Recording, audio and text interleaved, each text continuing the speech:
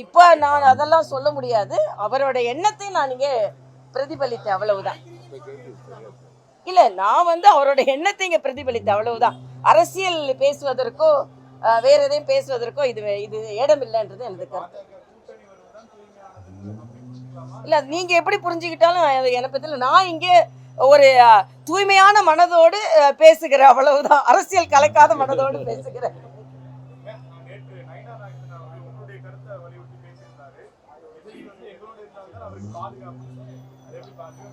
இல்ல, இது யதார்த்தமான உண்மை தானே.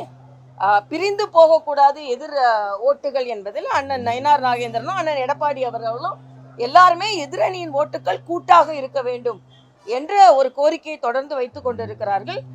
முடிவெடுக்க வேண்டியது ஜனநாயக முறைப்படி முடிவெடுக்க வேண்டியது ஜனநாயகனின் கடமைன்னு நான் நினைக்கிறேன். டயா பூஸ்டர் சுகருடைய ரிமோட் கண்ட்ரோல் இனி உங்க கையில. அனைத்து மருந்து கடைகளிலும் கிடைக்கும்.